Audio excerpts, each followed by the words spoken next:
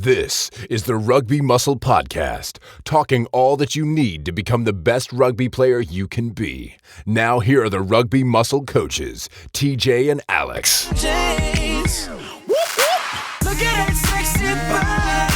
Look at that trunk in the back. Whoop, whoop. I'ma get a little bit ratchet, 'cause I never seen a dog like that. You know I had to skirt. Pull up.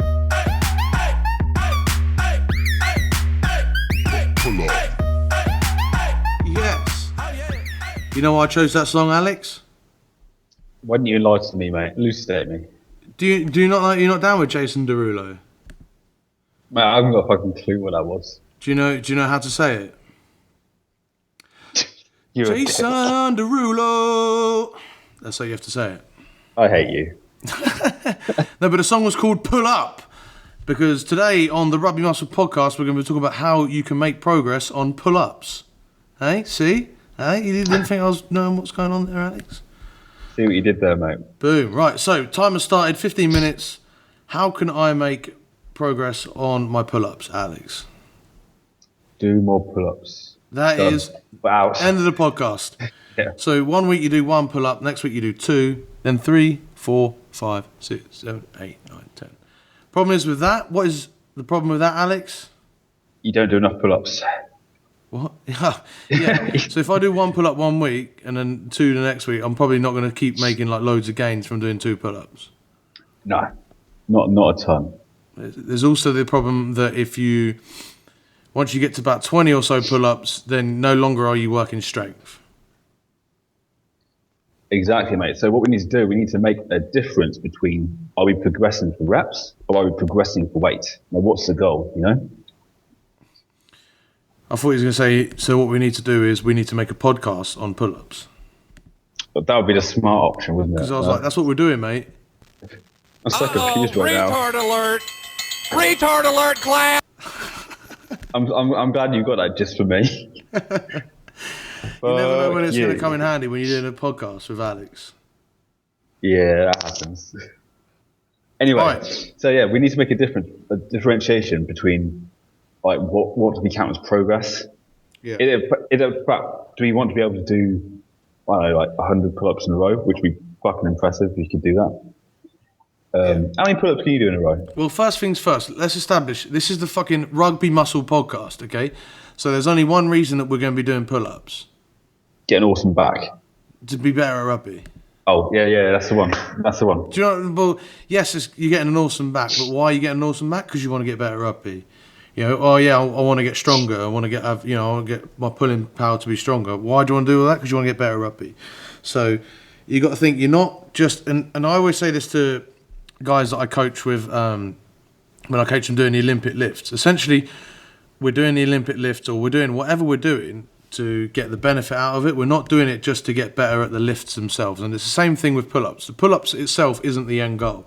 So before I start seeing people do loads of kipping pull-ups and putting their lower back at a massive strain, remember why we're doing pull-ups. But actually then in saying that, when you look at these guys, these CrossFitters that do kipping pull-ups, their actual goal is to do, they're the only people in the world probably, apart from maybe calisthenic people, where their goal is to do as many pull-ups as they can with as little as effort as possible. That is the only circumstance where kipping pull-ups will help. And if you're doing calisthenics or gymnastics, again, you're probably not better doing that because you've got to do it gracefully. So you've got to be as strong as you can in the back. And demonstrating control, I believe, in gymnastics and stuff is more important. Essentially, unless it's your sport or you're using it as a progression, you probably shouldn't be doing kipping pull-ups. I would say there's a small area where one would consider it, but because of the risks, well, we'll go into this later, but because of the risks, I don't think we need to be doing kipping pull-ups. So let's take our favourite rugby player in the world, the generic Joe Bloggs. Now, Joe Bloggs cannot do a pull-up. He's actually just he can only just about grip onto the pull-up bar. So where do we start? Right, so for me, I like to start with a bodyweight row on like a bar or TRX, but not just that. If it depends on the athlete, like do they have good body control, So when they do a row, do they start it with a scapular retraction? By that I mean, are they bringing their shoulder blades together at the start of the movement? And it's not just putting your shoulder blades back at the start of the movement. It's are you putting them back in the right way?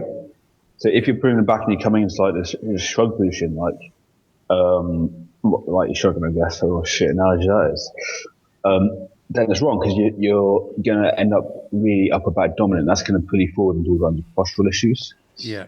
What I want to see is people putting their shoulder blades to their mid back. You can't see what I'm doing here, but I'm actually doing the movements right now. So if I was to put my finger in between the shoulder blades right at the bottom, you should be able to use your mid back to pinch my finger, essentially. Yeah, that should be the effort. That's what we're going to do with our. Well, we're going to start off with our feet on the floor, and we're going to use a nice high position for our TRX, so that most of our weight's on our feet. And then we can just row with a lighter weight. Yeah, that's what that. I might even start with like this standing retraction, or maybe even like a press up plus. I know that sounds almost counterintuitive. Yeah. But if it's even easier to do a press up plus because you're letting gravity assist you with the retraction. But then I'd say that most people listen to this are going to be able to do that. So we'll start from. But if you can't, then that's where you start. Then from there, we're going to start from doing a TRX row or a row, inverted row on a Smith machine or on a bar. And what we can do if we're using the Smith machine or the bar is as we start to make progress, say we do 10 reps and it's on the number 10 column or whatever in the rung on the ladder, we can do 10 reps on that. Once we can progress to get 10 reps on that, we put it one rung lower, see if we can still get 10 reps and etc. And we keep progressing that way by moving the bar lower and lower until we can't actually straighten our arms whilst we're holding onto the bar. And the same thing with TRX. We're going to gradually make it lower until our arms can't straighten, because it ends up with us actually laying on the ground. Yeah. Then what do we get to once we're there, Alex? I then go into a horizontal row, so we start raising the feet up. Yeah, so now we're taking even more weight off the feet, and we're actually putting more weight through the back. We're not actually completely pulling our whole body up yet, like you would do in a pull-up, but we're trying to learn to control as much of our body weight as we can by mimicking, or adapting our feet so that less weight is on our feet. Yeah, I'm also looking here at core movement, and can people retain a good posture to do it? I said about the scapular retraction before. Mm-hmm. Well, we don't want that scapular retraction to change into a hyperextension movement. Yeah, we want us to be able to keep it like a strong position from their shoulders to their heels. Yeah, without popping the ribs up. Like you're not trying to get your chest as close to the bar as possible. This is another thing that we get when we get people that first start doing pull-ups that have never done pull-ups and they haven't gone through this progression system, because they don't know how to control their body using their back or using their whole, or just using their body to control themselves, they can't do it, so that they end up just swinging all over the place. And this is really common with people that haven't done many pull-ups before. They spend their whole time swinging about, and there's a lot of wasted energy trying to correct that swinging. And yeah, man. This is why we haven't mentioned doing. Let me talk. This is why we. this is why we haven't actually mentioned doing lat pulldowns yet. Like you think, that'd be the first thing we'd mention is doing lat pulldowns. So like, if you can't do pull-ups, just do lat pulldowns on the cable machine, or even worse, you do the machine where you put your knees on it and it puts weight on it and you pull yourselves up. There's a reason that we haven't actually mentioned that yet, because it is not helping you do your pull-ups. I don't actually have that pull down in my progression chart, to be honest. Yeah. I use that pull downs literally just for high pressure work. Yeah, it can be used to sort of get used to the pulling movement from an overhead pulling movement, a vertical pulling movement, but actually doing it on its own is never going to really be the best regression and help you be able to do loads of pull-ups. Yeah, it's just not. It's a good tool if you can only do, say, 4 or 5 pull-ups at a time. If you want to work quite a higher volume and want to do get quite a few reps in, then that's where the lat pull down would probably come in its best position. Yeah, I like high rep stuff. when you're not strong enough. Okay, so where do you go after your horizontal row? That's when we start looking at negative pull-ups. Okay, I'd change Or from that. band assisted. I deviate from what you're saying there. What I do is I change the grips on horizontal row. So we might go from a normal row to a wider grip row, and then we start doing single arm row progressions. Oh, nice. I'll tell you why. Because if you can do a single arm row, a horizontal row, or even a inverted row, and not lose that posture for your body, you can. Then your core is going to real good from the anti-rotation stuff. Yeah, it's a bit more applicable for sports people who have to deal with anti-rotation, like rugby players or fighters, whatever. I would like to use the single arm rows a bit, but I would more do them in conjunction with getting a few negative pull-ups or band assisted pull-ups if we don't have any. I mean, other way around, band assisted pull-ups or negative pull-ups if we don't have access to bands. Yeah, that's fair. I put them in about a similar place in the chart. So what we're doing really, essentially, guys, is we've started at the bottom of the rung of the ladder and doing Alex's push-up things where we're actually just retracting our shoulder blades, doing it in a push-up position, and we're progressing on. And each exercise we talk now is each rung up the ladder. Yeah, we're stepping up. Okay, cool. Now we've passed that, so we're doing single arm stuff, we're doing negatives, we're pretty confident we can do pull-ups. Hey presto, oh my god, I knocked out a good few sets of 4. Now how do we progress from there? Of full pull-ups, yeah? Yeah, we can now do 4 sets of 5 reps of full pull-ups. How can I now make some progress from here? Right, there's a few ways of progressing a full pull-up. Yeah. Obviously, you've got a weighted option, you can start adding weight to it, but I don't like to do full pull-ups for less than 3 to 5 reps. No, because that's going to be quite harmful on the elbows. Yeah, real hard on the elbows, okay? Yeah, so if you're doing pull-ups and you didn't want to do weighted pull-ups, it's not a good idea to do sets of 1 or 2 or even 3 reps. You want to be doing at least 4 reps with whatever weight, and the way that you can use that weight is, number 1 is with a weighted belt, and number 2 is you can hold a dumbbell between your legs. Those are the 2 most common ways. You can also get access to a weighted vest if you're pretty cool. Yeah, we use weight vests, yeah. Or chains is even cooler. Yeah, we use weight vests and chains, mate. That's where we roll. I know, that's because you're in an elitist gym. As I said before, if you're in a commercial gym, just go to the dumbbell rack, pick up a dumbbell, put it between your knees or your ankles, squeeze it together, reach for the pull-up bar, and just start doing pull-ups.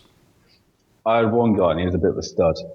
And we used to get partner pull-ups. So we had some guy jump on his back and he'd knock out a bunch of pull-ups. Nice. That was pretty impressive. That was pretty cool. The only problem I say that you do, and what I've been told off a few times before, is if you do weighted pull-ups by holding a dumbbell between your legs, when you finish and it's quite tough, don't just drop the dumbbell from the top of the pull-up. You get told off for that shit.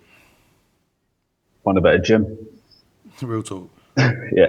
Right. So if you don't want to add weight to your pull-up, for some reason, say, I don't know, maybe you don't have access to it. Maybe you just got bodyweight stuff, which is why you do pull-ups. Okay? You can increase the range of motion on your pull-up. Mm-hmm. So that means by maybe going to a close grip pull-up. Yep. So you're further to pull. So you're pulling further, you do more work. Yeah? Yep. That's one way of doing it. You could play with changing lever arms. Yep. So change to even a really wide grip. So I don't know if you've seen me do wide grip pull-ups. Yeah, you're isolating right on the lats, and you don't get as much bicep or rhomboid contraction with that. To get all technical. It's really, for me, it's a lever length deal. Yeah. When you're doing wide grips, you're more like a fast 2 lever. Is a good way of making some progress, because again, as we've said before, you're not doing pull-ups just to get good at pull-ups. You're doing pull-ups to build up a stronger back. So if you can vary the grips and do different pull-ups, some people are good with wide grips, some people are good with narrower grips, some people are good with underhand. Start progressing through all the different types. Then that's confirming to us that we're actually getting better at pull-ups. Yeah, for sure. Like I suck at close grip pull-ups, but I'm really good at wide grip pull-ups. Where most you get other guys who are the absolute opposite. No, I'm the same. Yeah, strong backs, mate. Is what it's about. Yeah, boy. And do you see back grips as well? I like back grips for pull-ups. Yep, that's another way to progress your pull-ups. So it's putting fat grips on or a towel on the bar. On the Rugby Academy, they're called judoka pull-ups. They're called judoka pull-ups. I'm glad you said that bait, mate. Go on. Towels, because a towel's the next step for me. Yeah. Is that we hang a towel over the bar on one side. Okay. Hold on to a towel so it's a bit lower down in your pull-up grip. Yeah. And so you have uneven pull-ups. Yep. Again, it lets you work more one side and the other side and you just even up. Yeah. That's kind of our first step towards our one-arm pull-ups. We varied our grips. We've added weight. We've put a towel on the bar, or fat grips on the bar, and that's how we're going to start really making progress. What else can we do now? Sometimes if I feel like a dick, I use a chain instead of a towel. Anyway, for me then, we go into half one-arm pull-ups. Yeah. Okay, so by that, there are kind of two options there. One is that one-arm pull-up where you're holding your other wrist. Do you know what I mean by that? Yeah, so that's all work. It's not really... So this isn't known as a one-arm pull-up, but I'm not... Like, you're still using both arms. You're gripping onto your wrist with one hand.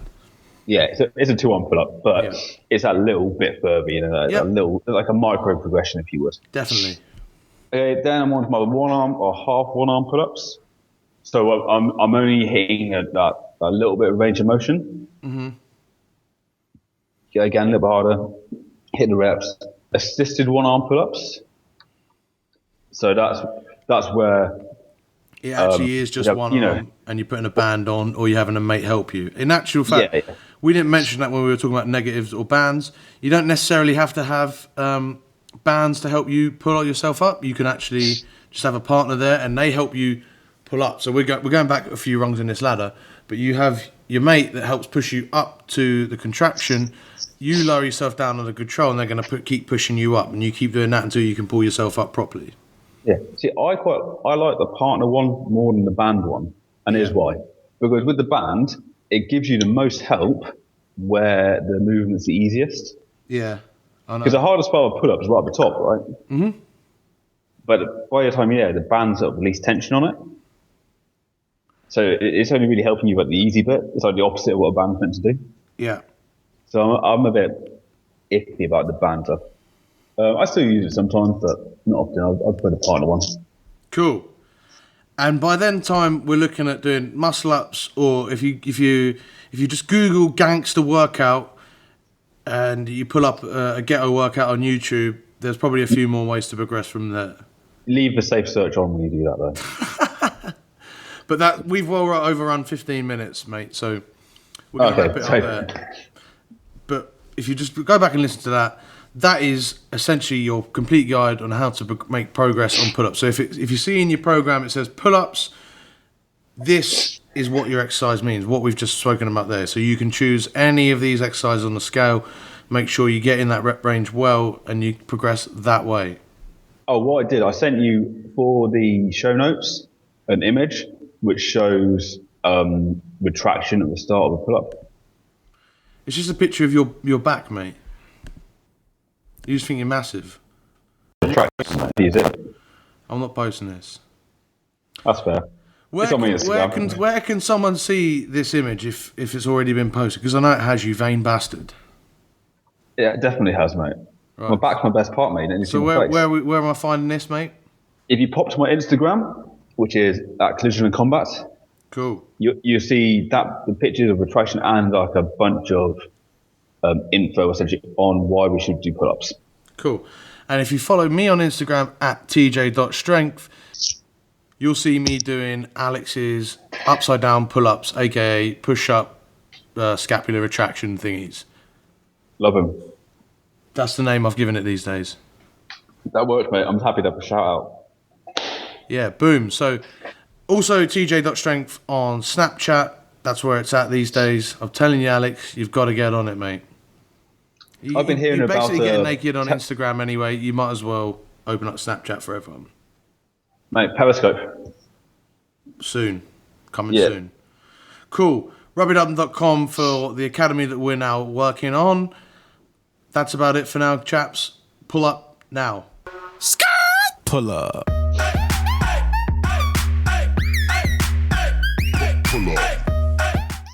See ya.